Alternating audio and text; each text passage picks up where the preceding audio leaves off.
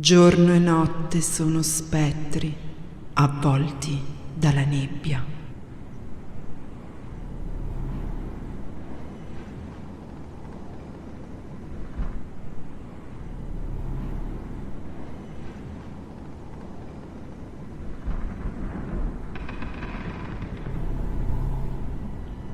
Se in questo momento qualcuno si trovasse a passare nei pressi della chiesa, sentirebbe delle urla indistinguibili provenire dal suo interno.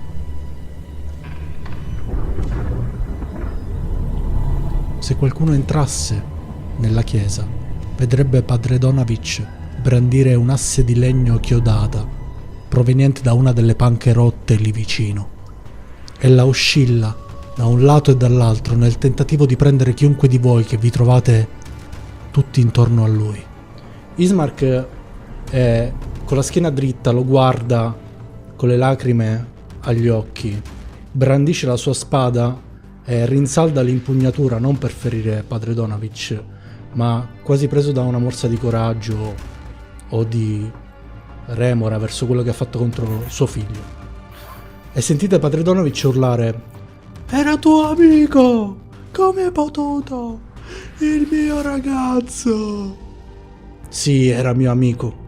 Io lo conoscevo, ma quello che ho visto nei sotterranei, sotto questa chiesa, non era lui. Era un demonio. Vi stavate prendendo cura di un mostro vampirizzato da Strahd. Vedete che Ismark è un po' diverso da come l'avete conosciuto il giorno prima. È diverso perché tutto ciò che riguarda Strahd in qualche modo lo coinvolge direttamente. Vedete un uomo che, se prima era un po' impacciato e balbettava ogni tanto, per l'imbarazzo, chissà per cosa, adesso è ferreo, è monolitico, non sapete se è coraggioso o più spavaldo, ma comunque sicuramente ha davanti ai vostri occhi assunto una sorta di aura poderosa. Vi rendete conto che lui può essere l'alleato che cercate, qualcuno che non potete lasciarvi scappare nel corso della vostra permanenza a Barovia. Gli posso dire magari che non faremo in modo che la sua morte sia vana e che lo vendicheremo, suo figlio, ammazzando Strahd e liberando questa terra? Certo, glielo dici e ti risponde: "Non riuscirete mai a distruggere quel mostro, mai!" Vedi praticamente che ti sta arrivando un colpo di randello da padre Donavich. Posso alzare lo scudo e proteggermi? Sollevi lo scudo, Ti ti proteggi e vedi che padre Donavich conficca il randello, gli spuntini del randello nel tuo scudo. Si sente il suono del legno del tuo scudo che prende il colpo. È un po' impacciato padre Donavich e con forza cerca di tirare via il randello. È colpa vostra, è solo colpa vostra, andava tutto bene prima del vostro arrivo. Ismark vi guarda, vi dà più o meno le spalle e vi dice: "Signori, vi chiedo perdono. Atros, so che tu vuoi andare alla pozza di Zer, hai delle domande da fare ai Vistani. E vi chiedo di attendermi, perché io e mia sorella vogliamo venire insieme a voi, se voi vorrete ancora tenere fede al nostro accordo." Allora, Atros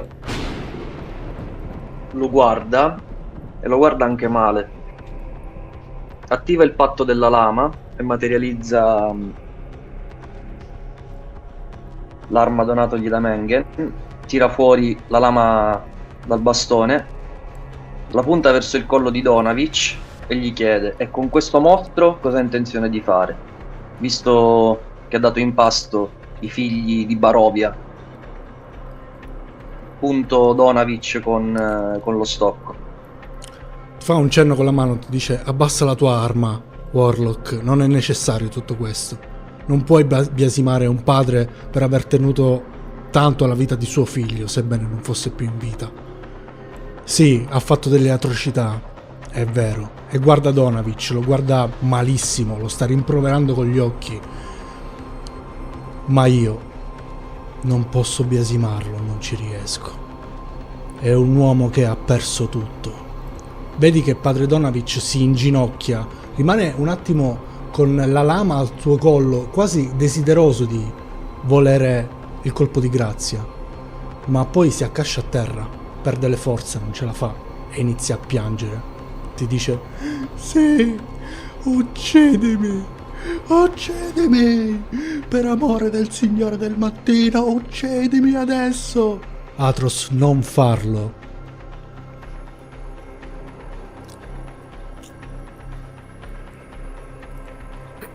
Tu sei il figlio del borgomastro e ciò farebbe di te il nuovo borgomastro, giusto? Sì, è così. E per te questa sarebbe la giustizia? Padre Donavich verrà giudicato, ma non da te, non adesso, non così. Ti prego, abbassa l'arma. Vedi che rinsalda l'impugnatura sulla spada. Bah, come preferisci. E rinfodero. Per un attimo mi sono cagato addosso. Comunque, se posso, complimenti per aver trovato il collo di padre Donavich, vista la sua stazza, se posso. Allora, io metterei un punto abilità in più. Ismark vedi che allenta un po' la presa sull'arma, guarda padre Donavich, rinfodera la spada, poi vi guarda tutti e dice: amici miei, Krastos, mio fedele alleato, devo chiederti il favore di accompagnare tutti alla villa e di tenere al sicuro mia sorella per il tempo in cui io resterò qui insieme a padre Donavich. Lui non mi ha abbandonato nel momento del bisogno, io non abbandonerò lui, ha bisogno di me. No, io vorrei andare a una certa casa. Sei libero di fare e di andare dove vuoi. Siete tutti liberi ovviamente di fare e di andare dove volete, signori, siete padroni del vostro destino. L'unica cosa che vi chiedo è di non coinvolgere mia sorella in tutto questo. Lei deve rimanere al sicuro no. in casa e non deve uscire da lì finché io non tornerò a prenderla. E nessuno vuole che esca da lì, Ismark, però abbiamo bisogno di trovare informazioni su quello che è realmente Strahd e se questa famiglia Darst è una famiglia molto antica, è probabile che riusciamo a trovare qualcosa, no? Ne convieni? Ne convengo. Fate come... E sicuramente la tua spada potrebbe essere d'aiuto in caso ce ne fosse bisogno. Me ne rammarico, ma io non verrò con voi. Vabbè ragazzi, direi di lasciarli al loro Molto affare, di andare a dare un'occhiata ad Amon e a recuperare Lucinda. Sì, anche perché Lucinda ha già avuto un incontro con una delle due piccole Darst.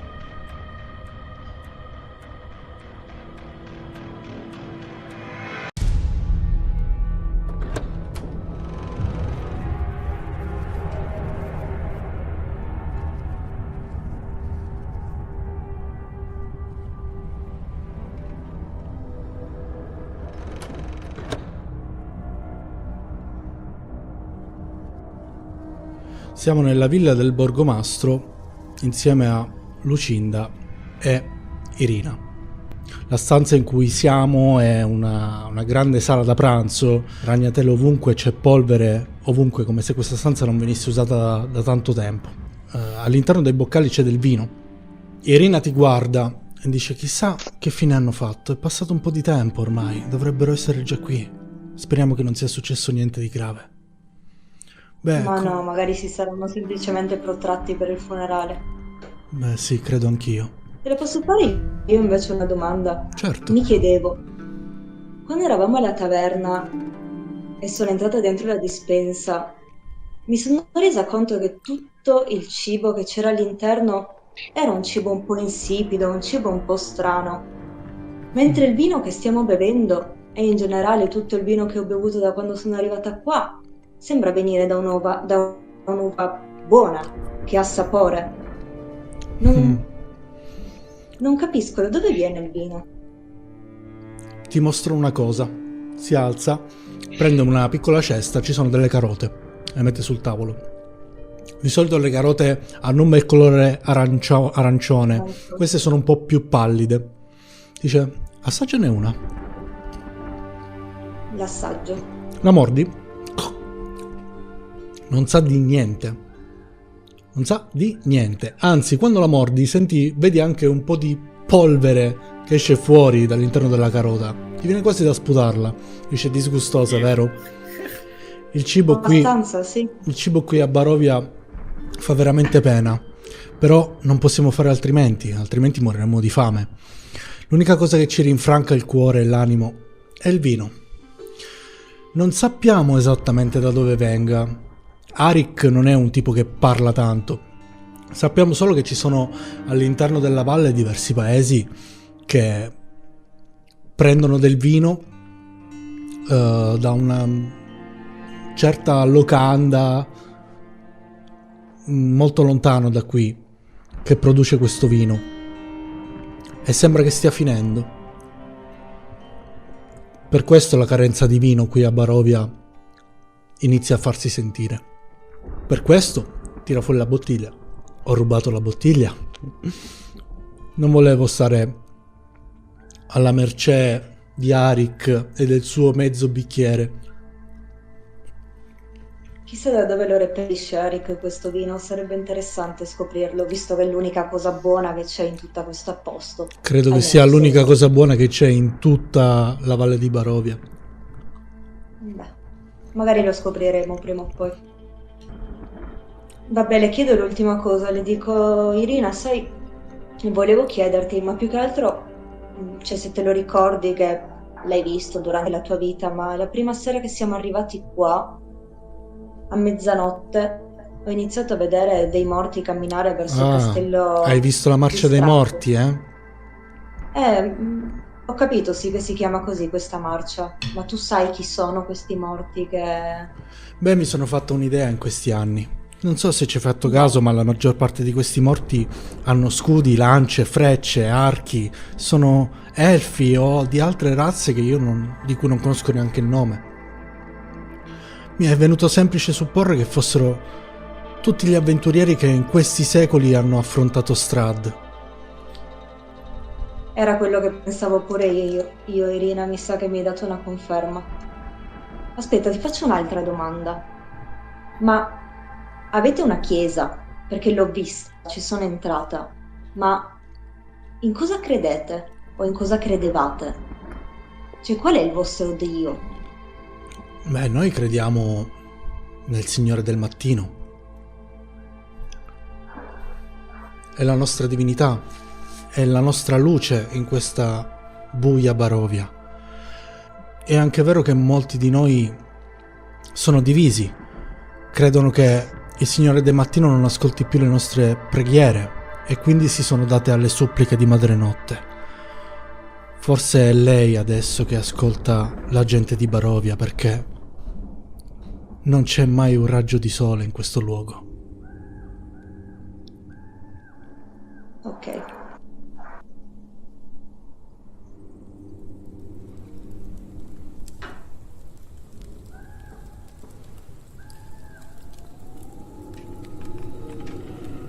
Caro Amon, ti svegli. Senti che ti prude tantissimo e ti fa molto male la mano sinistra. La guardi e non c'è. La classica sindrome dell'arto fantasma. Mi gratto lo stesso. Beh, in realtà sei molto fasciato, cioè hai una fascia molto importante che è stata cambiata. Prima ti aveva fasciato Lucinda, ovviamente non lo sai. Comunque sei stato curato, quello è sicuro, te ne accorgi subito. Per prima cosa provo a vestirmi, a rimettermi il mio equipaggiamento, le armi, tutto. Prendo la spada, la metto nel fodero e vedo di uscire dalla stanza a cercare qualcuno. Vedi arrivare Periwinkle che entra nella stanza. Dice: è successo qualcosa, ho sentito un gran trambusto. Amon, ti sei ripreso? Come stai? Non dovresti stare in piedi. Sdraiati a letto. Presto, stai ancora male. Non pensavo che ti saresti svegliato così presto, con il danno che ti sei fatto da solo alla mano. Prima o poi dovrai raccontarmi che cosa ti è successo. Insomma, ho visto la tua spada piena di sangue, ma ho pensato non può essere così matto da essere... Lo fermo, lo zittisco. Perry, sì, poi ti spiego. Poi. Dove sono gli altri? Gli altri Ah, i tuoi amici... Beh, credo che siano con il giovincello. Sì, sono con il giovincello. Il giovincello? Il giovincello. Il Il figlio del figlio del borgomastro. E sai dove sono andati? Credo che dovessero andare alla villa. Ah, già. Funerale. A che punto siamo con le cure? Cosa hai fatto? Beh, ti ho curato le ferite. Ho fatto in modo che non ti venisse qualche strana malattia. Ho cercato di disinfettarle il meglio che potevo. Fammi sentire se hai la febbre. E in effetti vede che non... Sei a posto. Si sono presi cura di te. Ok, mi alzo e gli dico non c'è nessun motivo per cui io rimanga ancora a letto. Devo raggiungere i ragazzi, devo capire quello che sta succedendo. Ma... No, non puoi. Io sono il tuo medico in questo momento. Ti premisco di andartene via da questa stanza. Prendo un'altra moneta dal taschino e gli faccio... E questo è per avermi curato. Davvero? Un'altra moneta d'oro? Ehi, di un po'. Posso spenderla come voglio. Fai quello che ti pare, sono soldi tuoi. Io non ti ho curato per avere dei soldi. Tu sei mio amico. Lo so, tranquillo. Ma io voglio ringraziarti lo stesso. Vabbè. Ora lasciami passare. Lui ti lascia passare in maniera inconsapevole, nel senso che sta guardando la moneta e senza che se ne accorga tu passi. Ok, prendo la mano e la metto dentro il mio zaino, prendo tutte le mie cose e mi rivesto. E passo. Ok. Cioè, già l'avevo fatto, la mano la metto dentro lo zaino e passo. Ok. E vai? E scendo giù. Vado dai ragazzi che hanno raggiunto la io villa ancora devo fare quello. del borgomastro. Alcuni di voi si preoccupano di andare alla villa del borgomastro a recuperare Lucinda, convincere Irina, spiegare tutto ad Irina quello che è successo e convincerla a rimanere in casa. Dopo un bel po' di chiacchiere e di persuasione, riuscite a convincere Irina a non lasciare casa fino al ritorno di Ismark. Gli altri arrivano alla locanda e poi vi raggiungono anche Lucinda e il resto della cricca. In questo momento vi trovate tutti all'interno della locanda. Quindi siete tutti voi all'interno della taverna. Ok? Chiaramente nella taverna c'è Arik. È soltanto Arik in questo momento. Ehi, Sei sveglio? a quanto pare. Come va? Per vedere la mano. E gli mostro il moncherino. Quello che rimane. Ti posso sapere che cosa è successo? Ho provato a mettermi in contatto con l'Olt, con la mia dea madre. O meglio, più che mettermi in contatto, ho provato a rivolgergli delle preghiere. E da quel momento è successo qualcosa che non so spiegarvi. Tant'è che io ero convinto fosse un sogno. Beh, prova. Cioè? Che cos'era? Cioè... Questa era solo un'illusione. Non lo so perché l'effetto è questo, quindi, e gli mostro di nuovo il moncherino dicendogli questo non mi sembra tanto illusione. Mi sa che le mie l'hai sensazioni tagliato sul tu? momento L'hai sì, tagliato tu coscientemente. era l'unico modo che avevo in quel momento per liberarmi. Liberarti da cosa? Ero incatenato. No. Da chi? Da cosa? Non lo so ragazzi da chi. Ero all'interno di una prigione, ero incatenato e c'era uno strano tizio che qualcuno di voi sicuramente si ricorderà perché lo abbiamo già incontrato. Quando? Aveva uno strano accento, un po' simile alle tizie che c'erano qua sedute l'altro giorno. Un vistano allora. Vistano. Probabile. Ti ha detto il suo nome? Lo scommettitore non mi ha dato il suo nome. Lo scommettitore. Quello Quello di Città del Porto? Esattamente. Lo stesso che mi ha dato la lettera falsa di richiesta d'aiuto, quindi. Io non so come sono arrivato lì dentro, non so come ne sono uscito. So solo che tutto è successo dopo che io ho iniziato a pregare l'Olt. Succede qualcosa di strano quando cerchiamo di connetterci ad altri piani Cosa intendi, Krastos? astrali. La stessa cosa è successa a me nella chiesa. È successa anche ad Atros e me l'ha raccontata. E l'ha raccontato prima quando hai richiamato Mengen che ci volevi parlare. Sì, Dobbiamo quindi- stare attenti quando. Nottatina turbolenta un po' per tutti. Abbastanza. Intanto, Ma ragazzi, la volevo- mattinata no. diciamo che è stata proficua. avete seppellito il borgomastro? Sì, la salma Sì. è stata consegnata. Abbiamo avuto un anche incontro avuto strano. l'onore di conoscere il figlio del prete. Ismark è molto abile con la spada. È riuscito a decapitarlo con un solo fendente.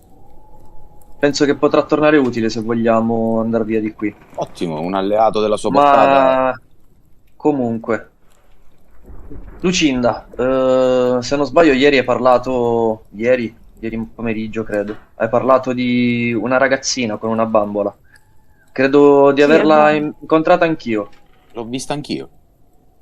Quella ragazzina mette i brividi. Cosa ti ha detto se volevi Sì, andare a giocare con eh. lei, vero? Sì, e mi ha parlato di un mostro. Del mostro dentro la casa. E se devo dirtela tutta, credo che stia anche arrabbiata con te perché non sei tornata indietro. Oh, oh. Beh, a posto. Sappiamo qualcosa della famiglia proprietaria di questa casa e almeno casa sua. Ho incontrato lei e sua sorella lungo il tragitto per la chiesa. Mi hanno condotto a casa loro, mi hanno spiegato che non possono entrare, che un mostro si aggira da qualche parte e che, non so, i loro genitori le tengono fuori. Però la casa era accesa e non sembrava neanche messa male. Credo che potremmo trovare delle informazioni su Strad. Io propongo di dare un'occhiata in attesa di partire per Vallaki. Vabbè, Che se ne tutti pensate? vogliono andare, andiamo. Tu, Amon, te la senti? Sì. Sì. Vogliamo andare Yes. subito? O avete bisogno di riposarvi un attimo, di Beh, rifocillarvi? di fare qualcosa? Che ore sono? Vorrei evitare di andare di notte.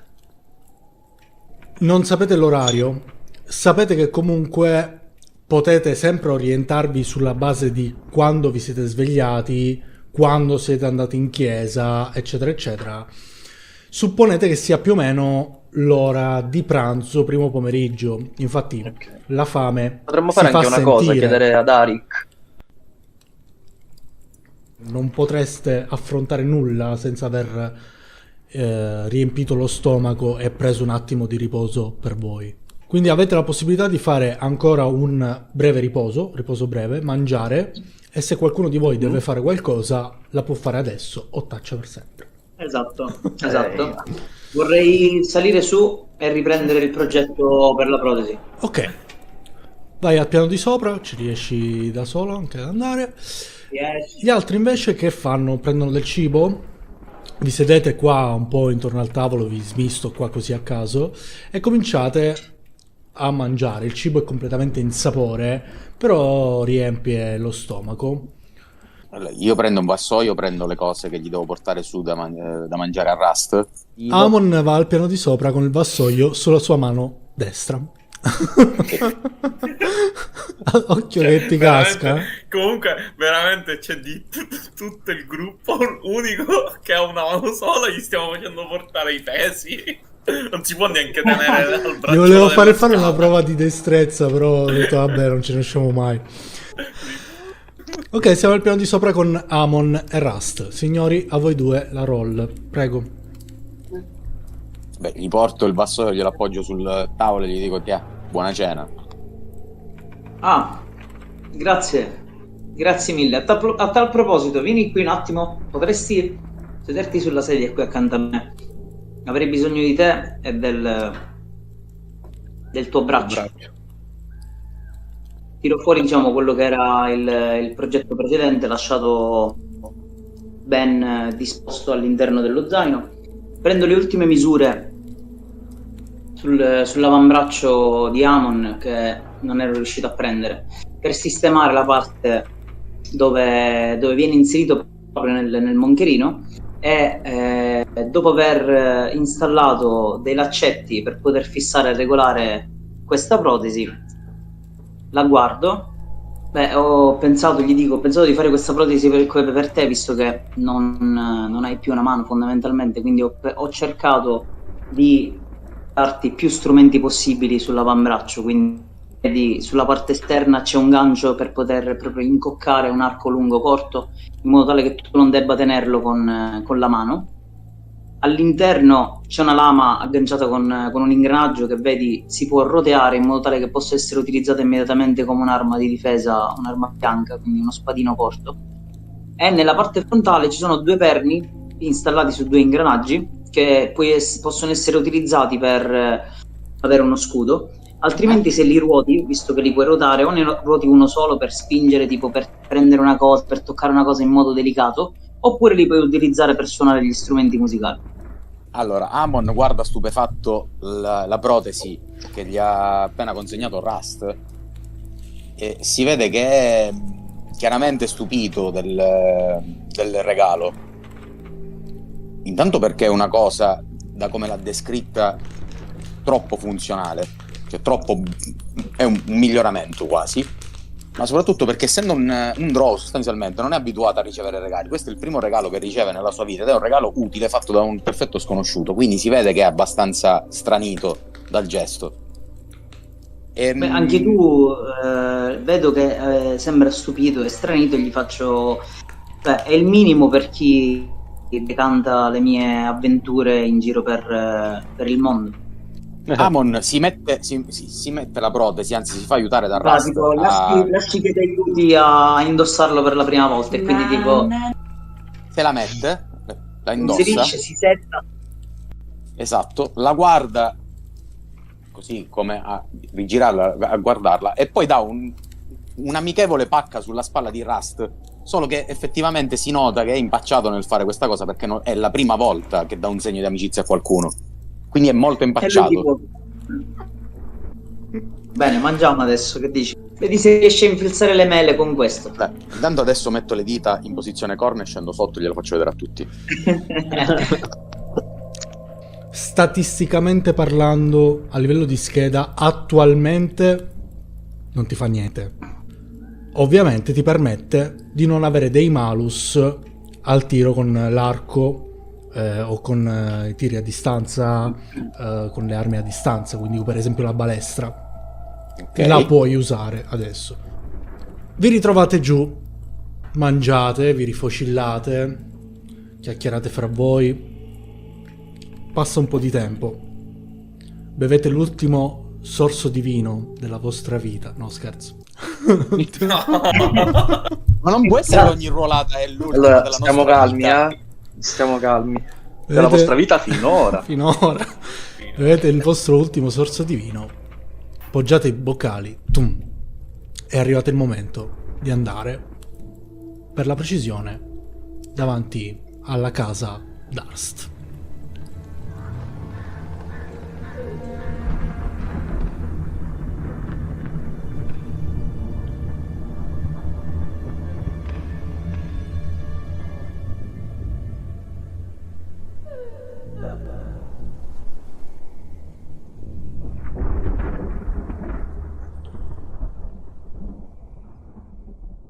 Il cancello è aperto, i cardini sono arrugginiti, stanno scivolando.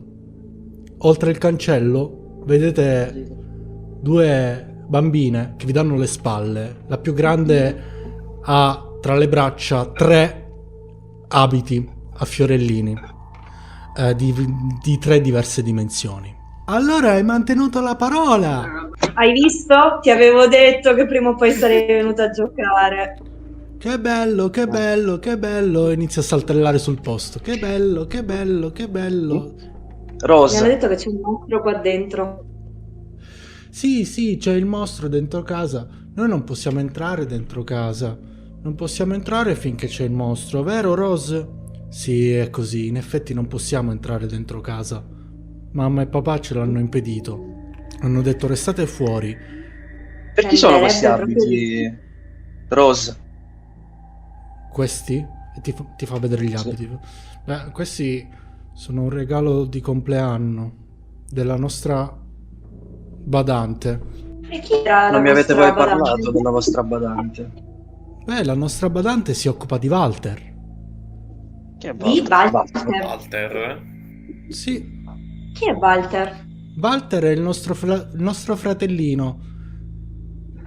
Se ne occupa la badante. È lì, al piano di sopra. Da quant'è che non è entrata in casa? Non lo sappiamo. No, il tempo sfugge qui. Sarà qualche ora. Cioè, Come si chiama la badante? Che aspetto ha? Si chiama Clara. Oh, è bellissima lei. Beh, sì, è una bella donna. Però la mamma non vuole che stiamo con lei. Dice che Perché non vuole che è sia brutta con lei? e cattiva, ma a me non sembra brutta e cattiva. Io le voglio bene. Sì, anch'io le voglio bene a Clara. E dov'è il mostro? Non lo sappiamo esattamente. Forse è al piano di sotto. Sì, è al piano di sotto, è in cantina. Sì, giusto, Possono- è in cantina. Ci possono disegnare una mappa della casa? Beh, che ti serve una mappa? È una casa. E poi io non so disegnare. Ok. Vabbè, gente, siamo pronti? Ci sono altri Ci modi per prepariamo. entrare. Ci sono altri modi per entrare oltre alla porta, alla finestra, al piano terra che vediamo da qua. L'unico modo per entrare nella casa è la porta. Proprio in quel momento, appena la bambina finisce di parlare, la porta si apre. E Figurati. proprio in quel momento attivo vigore immondo. Puoi lanciare un incantesimo senza spendere uno slot incantesimo, ok. Vabbè, guardo le bambine e gli dico: va bene, se non volete venire con noi a giocare dentro la casa, andremo da soli, ci vediamo dopo. E mi avvio verso l'entrata. Buona fortuna, dice la più grande. Sì, buona fortuna, noi non possiamo entrare. Mi raccomando, uccidete il mostro. Ehi, ciao! Se gradisci i nostri contenuti non dimenticare di iscriverti e di attivare la campanella per rimanere sempre aggiornato, così da farci sentire il tuo sostegno. Per vedere in diretta le nostre sessioni puoi seguirci anche su Twitch. E adesso siamo in game.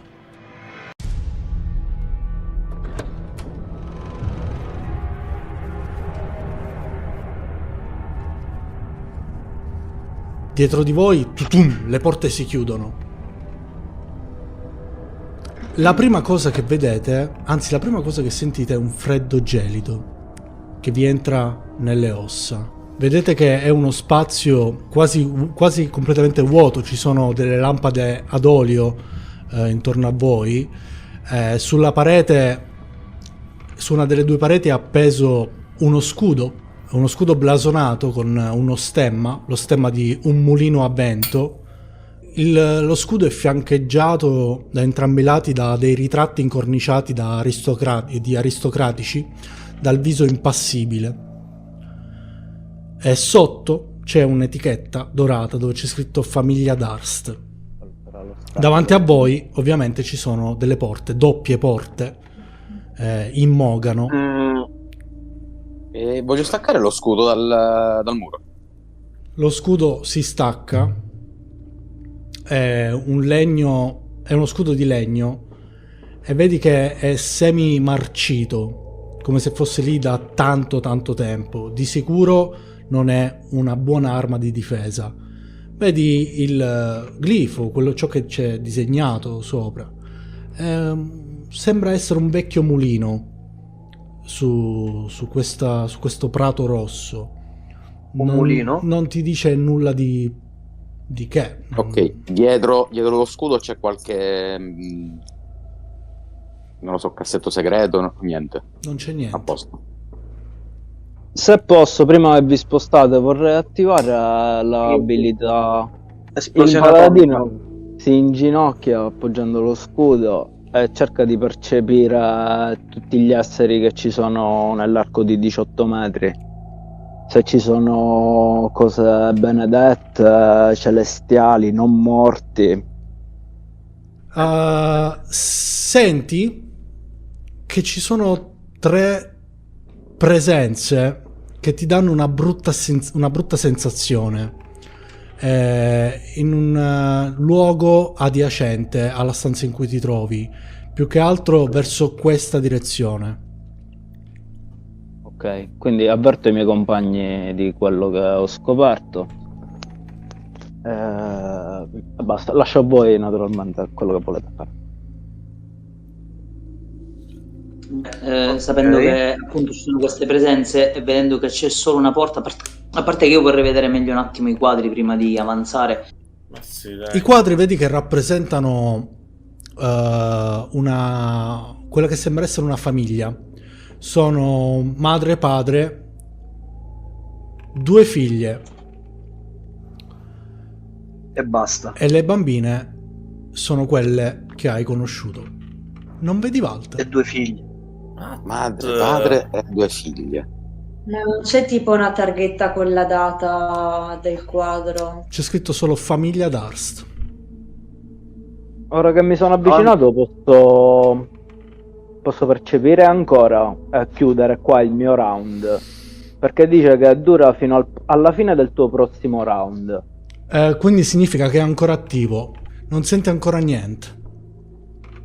Cioè, comunque Quindi non senti niente più o niente. meno rassicuro i miei compagni, non dovrebbe esserci nessuno, ma stiamo comunque in guardia. E apro Apri. la porta. Stacca clunci. E dentro Entrate in quella che sembra essere la sala principale, un'ampia sala. C'è un camino in marmo e una scala in marmo rosso dall'altra parte della sala. Sopra il camino c'è una spada lunga, e c'è raffigurato il cameo di un mulino a vento lavorato sull'Elsa. Le pareti sono rivestite in legno intorno a voi e sono riccamente scolpite con immagini di viti, di fiori, di ninfe, di satiri.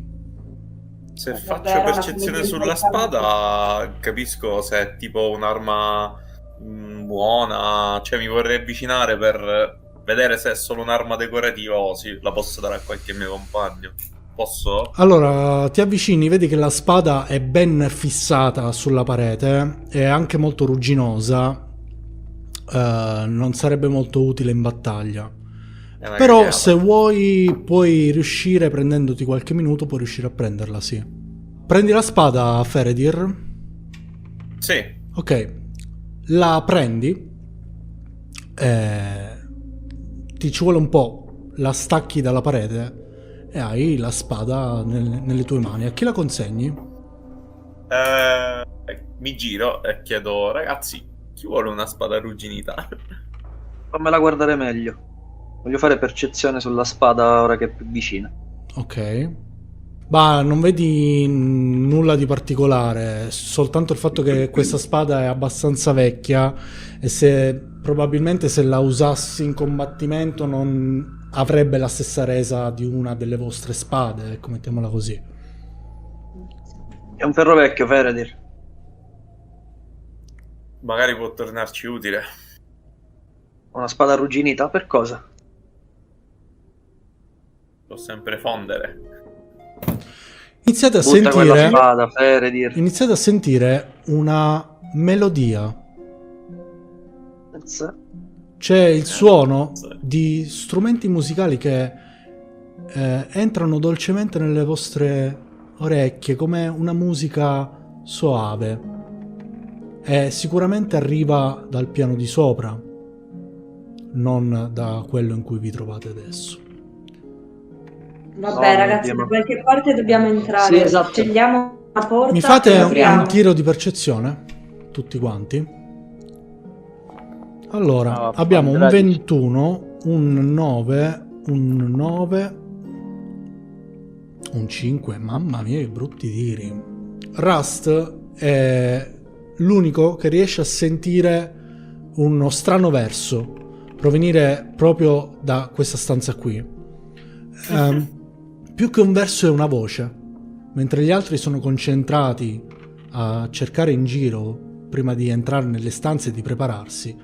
Tu senti la voce di un uomo che dice: tranquillo Coco, tornerò presto, tu resta qui, aspettami.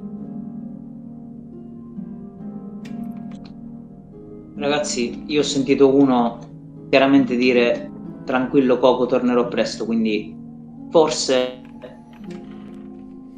c'è qualcosa che non è immondo effettivamente qui dentro. Direi di aprire questa porta. Apro la porta. Ok, Vado? Vai. apri. All'interno vedi Cazzo è quello? lo studio, Un cane. uno studio che sembra essere uno studio da caccia. Questa stanza è rivestita anche questa di pannelli di quercia, sembra appunto il rifugio di un cacciatore. Sopra il camino è appesa una testa di cervo. Ai bordi della stanza sono esposti 3 lupi impagliati. Ci sono due... Ci sono... Ragazzi. Attenzione a fare le supposizioni. Ci sono 2 sedie imbottite, drappeggiate con pellicce di animale, rivolte verso il camino. Nel mezzo della stanza è posizionato un tavolo di quercia con un fiasco di vino, 2 calici di legno intagliati, c'è un portapipe, c'è un candelabro, ci sono vari oggetti. Il lampadario sovrasta il tavolo. Il tavolo è coperto da una tovaglia, circondato da 4 sedie. A ridosso delle pareti ci sono appoggiati 2 mobiletti. Uno di questi sembra essere aperto. Prego signori, ditemi, uno alla volta, mi raccomando. Usando investigazione, cerco di capire tipo da quanto tempo questa stanza non sia usata, se veramente ci fosse qualcuno, come diceva Rust, che stava parlando, insomma cerco di notare i dettagli. Lucinda, dopo aver girato, mentre stai girando un po' per la stanza, sollevi lo sguardo verso la testa di cervo appesa sul muro e sul trespolo c'è quello che sembra essere, anzi è proprio un pappagallo spennato. Appena lo vedi, lui ripete le parole: tranquillo Coco, tornerò presto, tu aspettami. Oh, amore, no. No. No.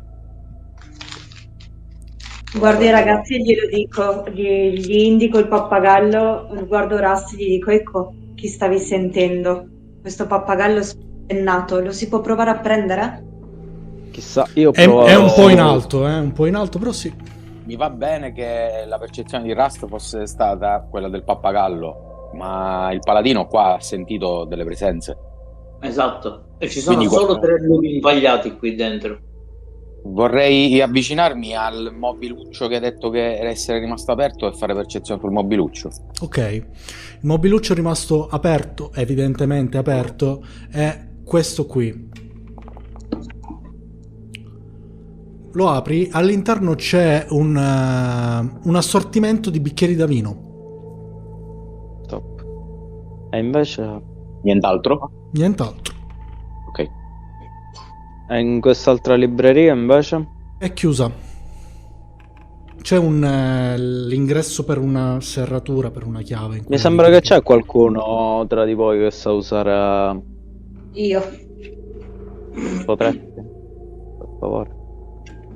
Certo, ma quindi sto pappagallo non ci incula un cazzo. Ora vediamo. No, il pappagallo lo ammazzo, aspetta. Tranquillo, Coco. Coco, dove andare? Ammazzare. No, ce lo portiamo, che Per ammazzare. quanto, Io infatti per quanto, aspetta, fermi. Per quanto ne so, c'erano delle presenze demoniache, c'erano delle presenze malvagie, ha detto il paladino. Ma magari non è lui. Ma magari sì, ed è meglio toglierci il dubbio. Tornerò presto. Sì, tranquillo, tornerai presto da Coco, tranquillo. Provo ad aprire la serratura. La serratura si apre. Vedi che quel mobile contiene al suo interno una balestra pesante, una balestra leggera, una balestra a mano e 20 dardi per ciascuna per ciascun'arma. Vabbè, mi giro, li guardo e gli dico la balestra a mano è mia e nel frattempo me la prendo e me la metto nello zaino. Ma non c'è nient'altro, documenti, soldi, coppe d'oro. No, ci sono 20 dardi per ciascun'arma. Beh, li prendo, ne Ok. prendo 20. Ok. Beh, io prendo i 20 dardi per la balestra leggera, visto che già la balestra ce l'ho. C'è Atros. Ah, C'è. eccolo. Senti Sì. il necessario bisogno di raggiungere la zona che ti sta facendo sentire qualcosa, un brivido lungo la schiena, un sentimento familiare, qualcosa.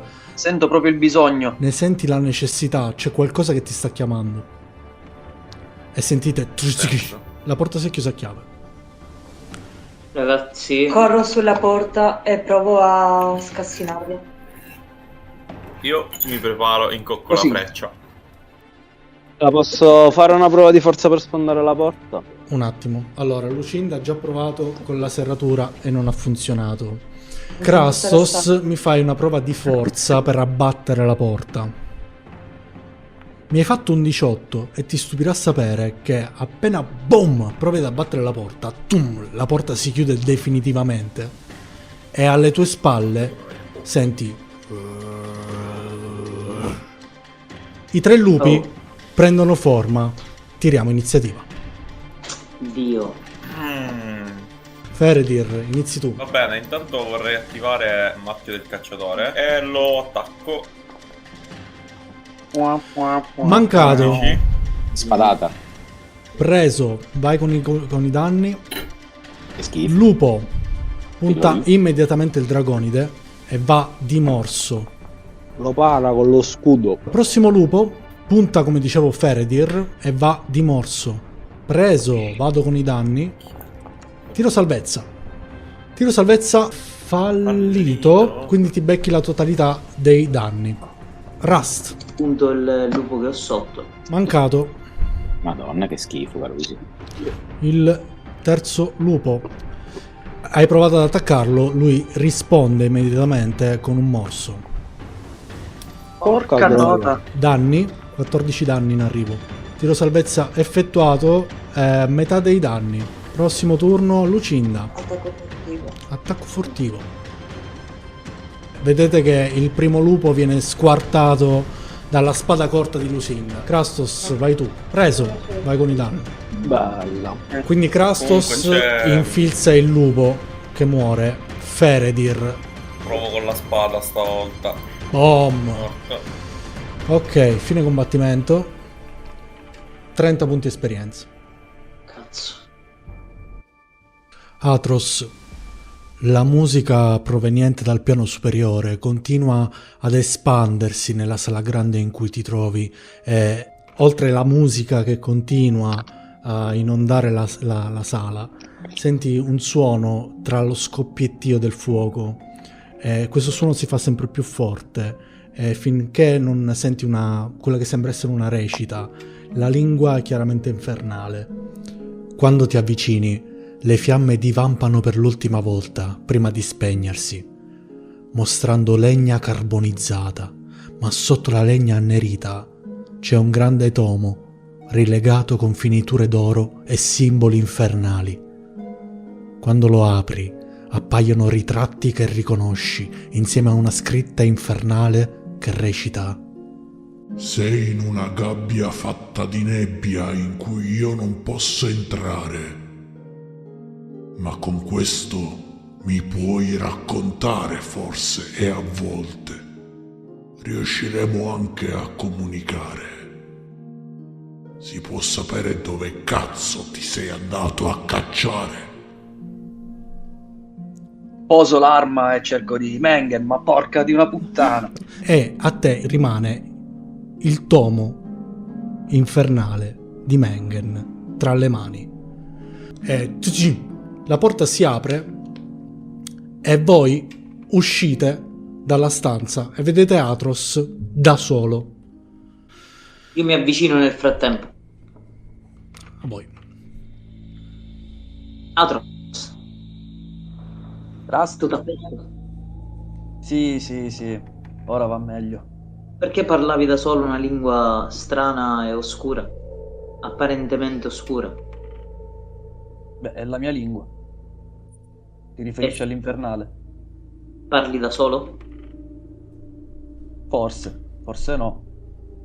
Quindi sei riuscito a metterti in contatto col tizio con cui non eri riuscito prima? Sì. Ma cosa dice il tuo naso? Puzza.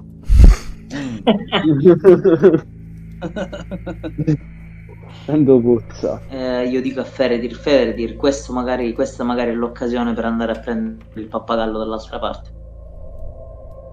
Hai proprio Ricordati. ragione. Il pappagallo nell'altra stanza Esatto. si è spostato dal trespolo su cui si trovava a una sedia un po' più giù, qua dove c'è il tavolo, e ogni tanto si spenna e poi dice: tranquillo Coco, ci penso io, tu resta qui, aspettami, tornerò presto.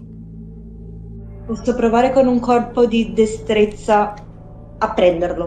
Infatti, volevo provare Prova. la stessa cosa anche io.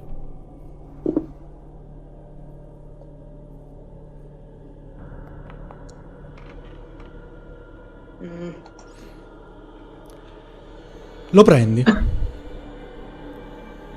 Che ci abbiamo? Un mantello, qualcosa per tenerlo veloce, per dire. Posso mettere dentro lo zaino? Ma il tuo zaino è abbastanza pieno. Vabbè, lo metto dentro. Come cavolo lo teniamo sto Cosa dentro lo pappagallo? zaino, spennato maledetto. Ma se tipo lo Dalla guardi. Feradir, lo voleva Feradir, taglialo a Feradir. Rust, senti che da questa porta qui qualcuno bussa al suo interno, dal suo interno. Tu. Apro la porta. Ok. Rust, hai aperto la porta, dentro non c'è niente. C'è soltanto uno sgabuzzino vuoto, o meglio, sui ganci appesi ci sono delle mante, dei mantelli neri, ce ne sono 4, 2 di piccole dimensioni, 2 più grandi, sono ben decorati, hanno dei decori dorati e argentei, la pregevole fattura, e c'è un piccolo scaffale sopra il quale è posizionato un cappello a cilindro. Io prendo un mantello. Io pure. Atros ha indossato il mantello. Certo, lo voglio provare. Lo vuoi provare? Anche io. Rust, tu cosa hai fatto? Io raccolgo i mantelli che non vengono indossati dalle altre persone e li porto nella stanza di qua. Sì. E mi metto il cappello in testa. Mi fai un tiro con il D100. Allora, indossi il cilindro e all'improvviso tu sei la persona più intelligente, più saggia, più forte, più veloce e più bella di tutto l'universo. E quindi inizio Che sta succedendo? quasi a sfilare tra i miei compagni e dico: ragazzi, sono il più bello e secondo me Che cosa sta succedendo? dobbiamo andare di là. E mi dirigo subito verso la porta, saltellando e roteando, così. Lucinda, Gli corro dietro e gli metto una mano sulla fronte per sentire se è caldo. E nel farlo, però, faccio così e credo gli cade il cappello. il cappello gli cade. Rust, Rust. sei a posto. E lo guardo e gli dico: ma ti senti normale? Cioè, te ne vai in giro saltellando? Sei un nano, un po' di contegno, non sei il più bello del reame. Che ti è successo? Prendo il cappello e me lo metto in testa. Mi fai un tiro col D100. Vero? So lei. Solo io. In questo momento tutto ciò che vedi e che hai visto nella stanza precedente deve essere tuo, devi andare a prendere Strano. tutto quello che hai visto e te lo devi nascondere, deve essere tutto tuo. Ma non è che Quindi ci voleva il cappello, scusa. ti precipiti nella stanza e cominci a raccattare oggetti completamente inutili, tipo la penna, l'inchiostro, arraffi tutto. Le sedie, esco con le sedie, gli dico ragazzi, tesoro, tutto mio, non potete avere niente. E mi metto in un angolo a guardare tutti i miei tesori. Feredir. Io, vedendo tutto questo casino che sta succedendo davanti ai miei occhi, faccio semplicemente una cosa. Guardo a terra. Ah, un mantello. Adesso è mio. Fine. Tutto il casino Feredir, attorno. mi fai un tiro col D100. Ci stiamo divertendo chiaramente, perché non credo che non abbiate capito l'antifona. 70. Feredir, tu sei la persona più intelligente, saggia, forte e veloce e bella che qualcuno abbia avuto la fortuna di incontrare. Chiunque abbia avuto. Grazie. Soprattutto Grazie. intelligente. Sono il Feredir di sempre. Sono proprio io, la persona più intelligente. Feredir, ma che cazzo dici? Amon. Amon aveva già indossato la mantellina. Allora, Amon, tirami un D6. 5. Atros sicuramente fra tutti è la persona più interessante, quella che si fa rispettare di più secondo te. Deve essere imitato. Tu devi imitarlo. Tu lo ammiri così tanto che cerchi di diventare più simile a lui. E inizia ad adottare proprio il suo portamento, il suo stile anche nel parlare. Ok. Quindi inizia a parlare con il mio amico immaginario che non c'è, in draconico. In un finto draconico, ovviamente. Sto inventando Infernale, parole. casomai, infernale. Scusami, in un finto infernale sto inventando parole, tutto il suo atteggiamento. Tutto... Krastos. Tiro il D100. Io ovviamente nel frattempo sto vedendo che tutti un po' cambiano, giusto? Sì. Minchia, 85. Krastos. C'è solo uno di cui tu possa fidarti in vita tua. E solo tu riesci a vederlo. Oh, ciao caro amico, da quanto tempo non ci vediamo? Dai. Sei impazzito. Bene, vieni con me, andiamo in questa stanza e cerca di entrare nella stanza maledetta. Qua dentro. Mi sembra una decisione molto saggia col tuo amico. Che mi fa? Atros, mi tiri il D100, hai fatto? No, non l'hai fatto, ok. Faccio 4 risate. Atros, non va bene. Non va bene per niente. Lucinda si sta accaparrando tutti gli oggetti per sé. E tu li devi avere assolutamente tutti. No. Quindi esco fuori. Ehi, ma Comincia questa a sedia rubare è da mia. Lucinda. Questa sedia è mia. No. Come vedo Atros avvicinarsi, faccio proprio un'azione super furtiva e scappo urlandogli: è tutta mia! Posso provare a Chiaramente dare un pugno a quel cazzo di cappello intanto come prima cosa? E il cappello cade dalla testa di Lucinda. Vedo Atros davanti a me che cerca di rubarmi una sedia dalle mani, mollo le mani, lo guardo e gli dico: ma cosa stai facendo? E lo tiro tipo indietro e guardo Rust. E le dico: togli i mantelli a tutti, togliamo i mantelli a tutti. Provo a togliere il mantello di Atros. E io c'ho davanti Feredir, quindi faccio la stessa cosa con Feredir. Atros non se lo vuole togliere il mantello. È tutto Sapevo. mio, è tutto mio. Lo devi Tutto strappare. mio. Glielo strappo prendo un pezzo di mantello e glielo strappo di dosso.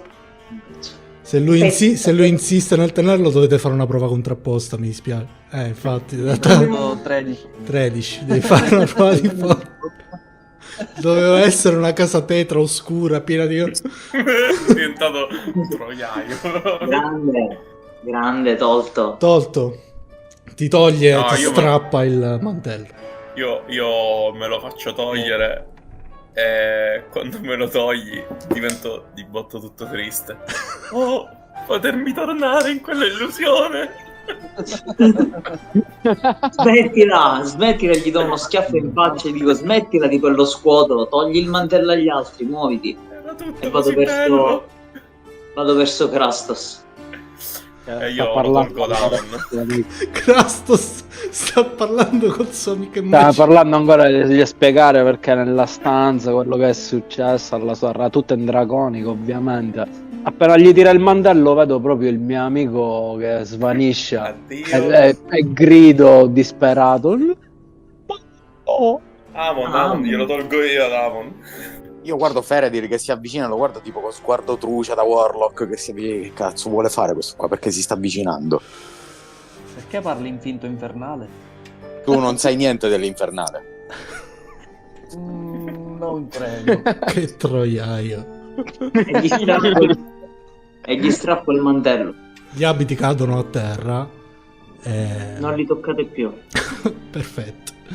Non toccate più niente che non sia vostro. Però... Entriamo in questa stanza. Potete aprire la Apri porta sta porta. quando volete. Crastos. Solita palestra in posizione. Cibo.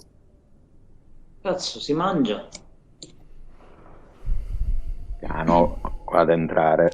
Quatti. Allora, siete all'interno di una sala da pranzo. Il fulcro di questa sala da pranzo, rivestita completamente in legno, è il tavolo. È il tavolo in mogano, intagliato, circondato da 8 sedie, dallo schienale alto. Sopra il camino c'è montato, sopra il camino di marmo, c'è questo dipinto con una cornice di mogano. Il dipinto raffigura una valle alpina. Posso fare percezione sul tavolo? Certo, puoi fare percezione sul tavolo, sì. Allora, vedi che questa argenteria è veramente molto pregiata. Un solo bicchiere di cristallo potrebbe valere veramente molto denaro, anche se non sai quanto. C'è del cibo sulla tavola. La tavola è stata lasciata imbandita. Quello che vedete è che il cibo è sembra veramente, quello rimasto, sembra veramente invitante, quasi come fatto sul momento. Ne sentite ancora il profumo nell'aria. E ancora la melodia del piano di sopra adesso entra nella stanza in cui siete. A parte questo, Rust, non c'è nient'altro sulla tavola. Provo a fare investigazione nella stanza, guardo quadri, il caminetto. Allora, quello di cui ti rendi conto con 22, ti rendi conto del fatto che intanto ci sono delle grosse spesse tende di seta rossa che coprono le finestre. C'è un arazzo che raffigura cani da caccia e aristocratici a cavallo che sono lanciati all'inseguimento di un lupo.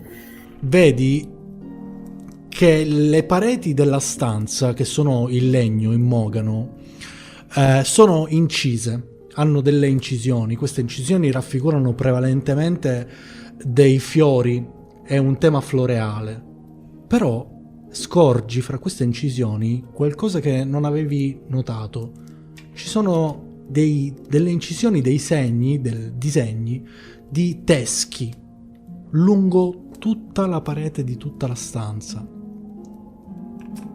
Mi giro e lo dico ai ragazzi. Dico, questa stanza è diversa da quella dove eravamo prima. Qui ci sono questi segni qua che non sembrano tipici di una casetta dove viveva una bella famiglia.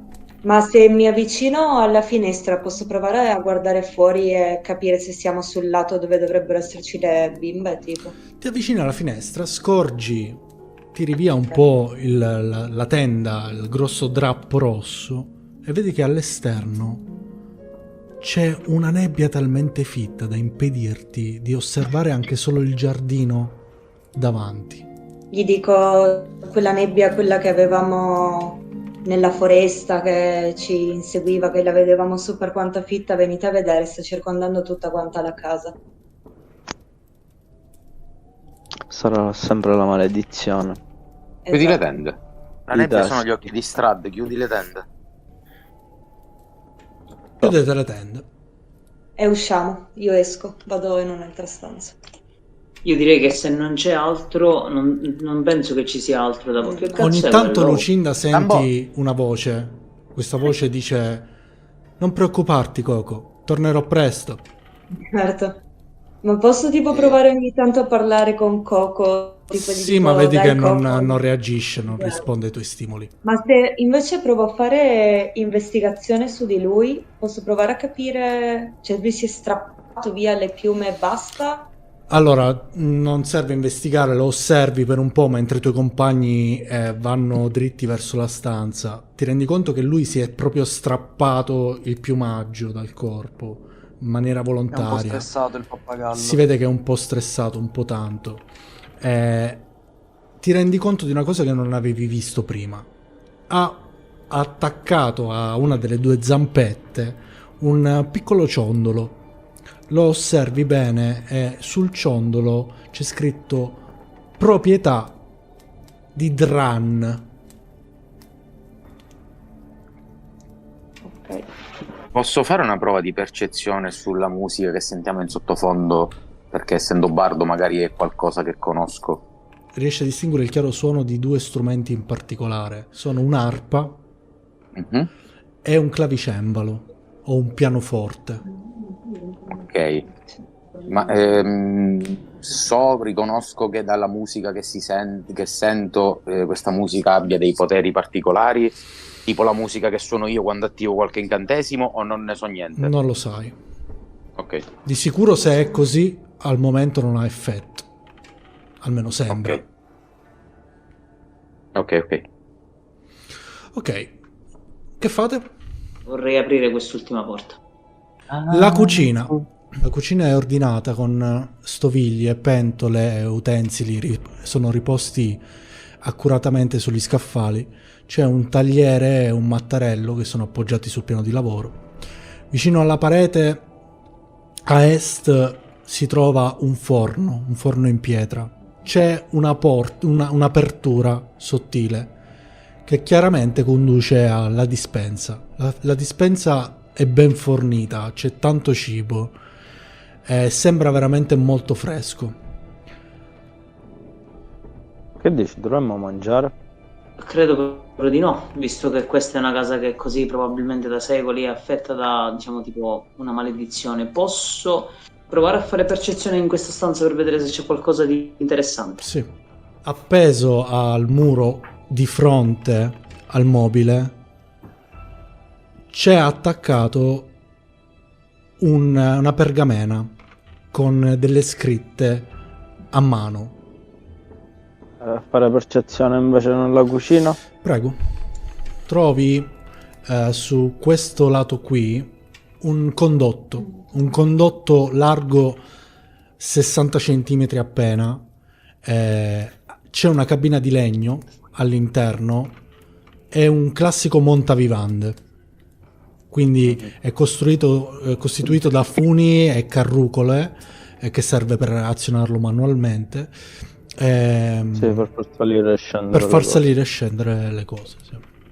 Addirittura un personaggio di piccola taglia, nessuno di voi potrebbe entrarci. Sì. Ah, nessuno di noi? No. Io nel frattempo torno nella stanza dall'altra parte e dico: ho trovato questa pergamena, sembrano essere degli avvisi per la cuoca, e leggo ad alta voce: la padrona cenerà più tardi da sola, vi lascio una lista delle vostre mansioni.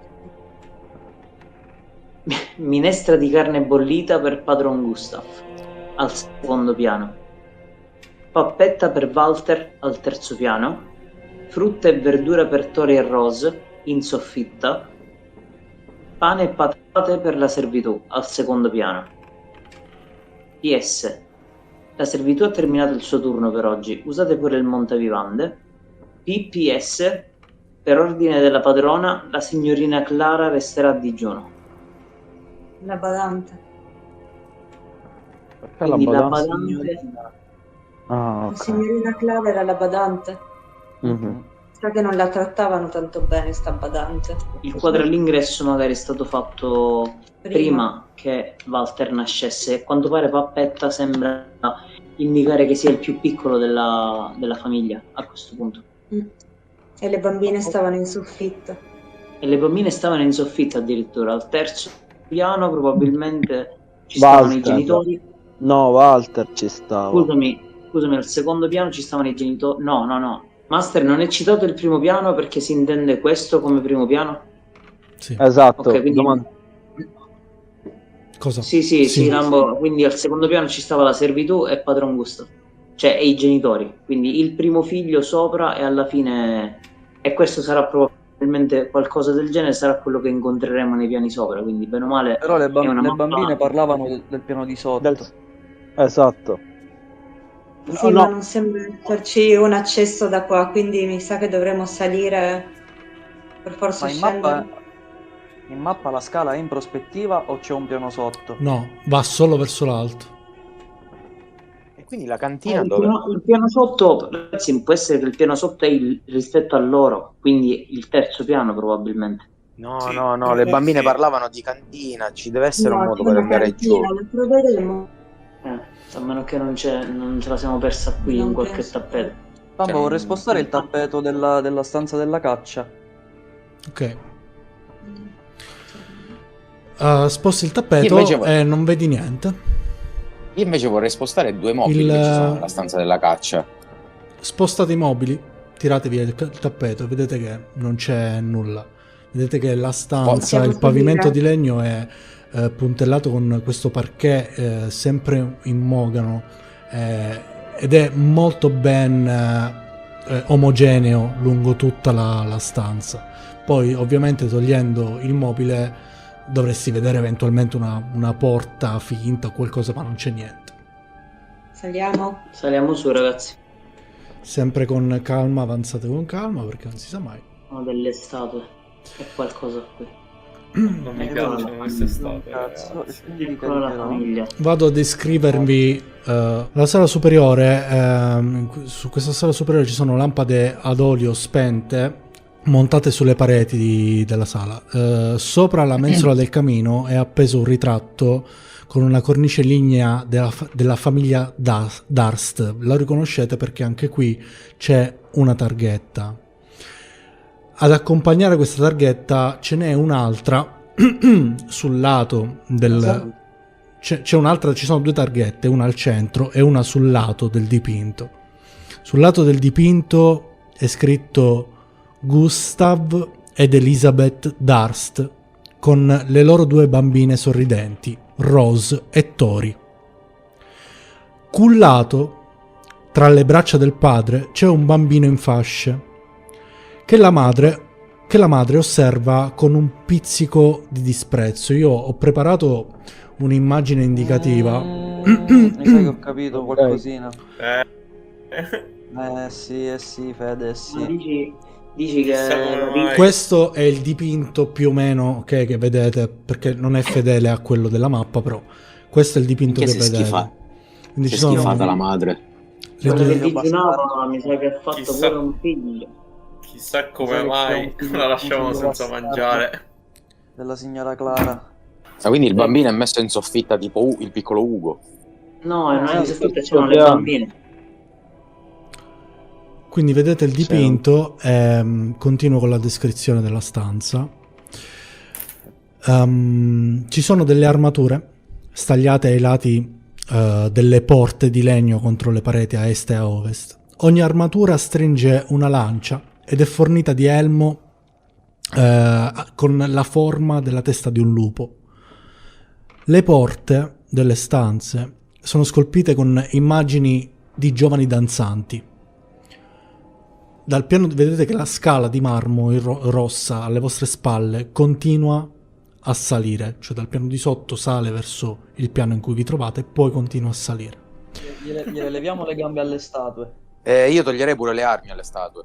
Avvicino al centro qua, faccio percezione del divino e 18 metri dovrei vedere. Bravo, sì. Entro 18 metri dovrei vedere se ci sono immondi, nemici, non morti, se ci sono oggetti sacri. Senti qualcosa di ben definito, ormai sei abituato. C'è qua, in questa stanza, un non morto. Possiamo usare una delle armi per bloccare la porta? Dobbiamo entrare. Ma come? Io perché non lo posso, facciamo uscire?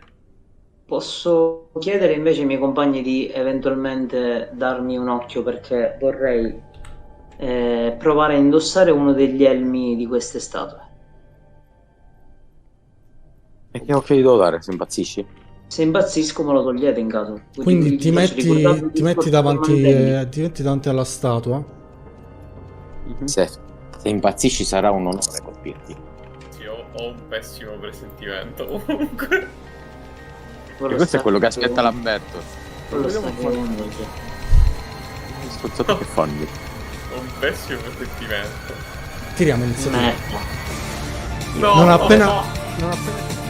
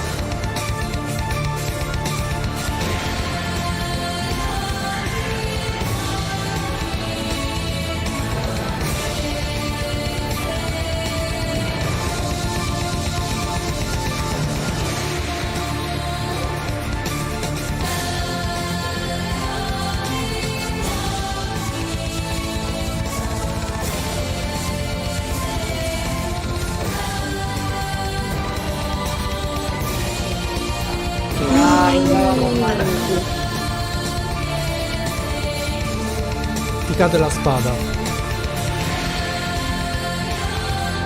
Feredir è di nuovo a terra. Non usciremo mai da sto posto. No, non è vero, non è vero.